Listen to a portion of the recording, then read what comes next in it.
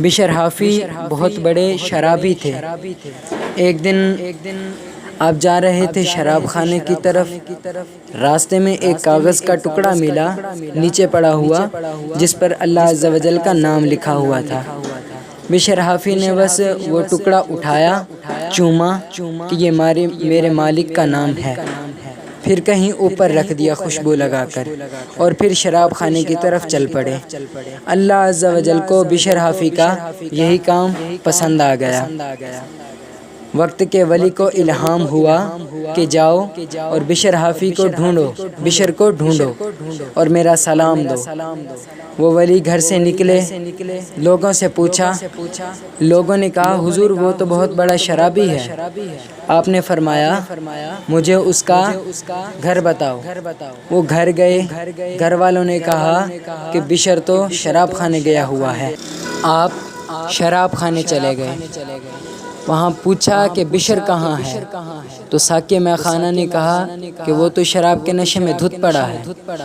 کہا کہ اسے اٹھاؤ، میں اسے ملنے آیا ہوں۔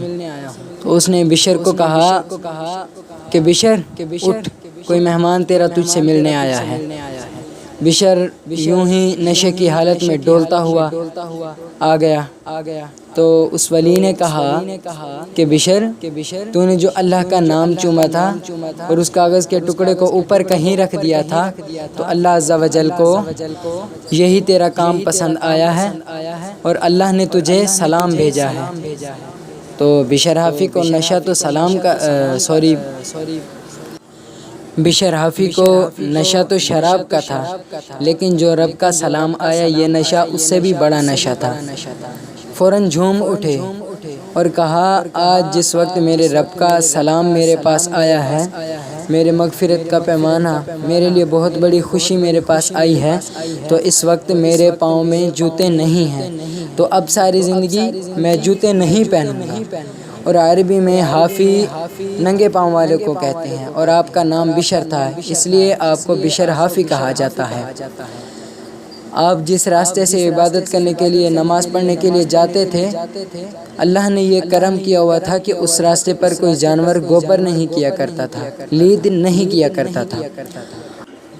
ایک دن جس راستے سے بشر حافی جاتے تھے نماز پڑھنے، اس راستے پر ایک دن کسی جانور نے لید کر دیا، تو کسی نے دیکھا تو فوراً اعلان کر دیا کہ لوگوں سنو، بشر حافی انتقال کر گئے ہیں۔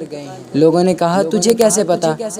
تو اس نے کہا کہ یہ دیکھیں بشر حافی کے راستے میں کبھی کسی جانور نے پیشاب نہیں کیا، لید نہیں کیا، تو آج دیکھیں کہ لید ہو چکا ہے۔ اور ایسا ہی ہوا، کچھ دیر بعد اعلان ہو گیا کہ لوگوں سنو، بشر حافی انتقال فرما گئے ہیں۔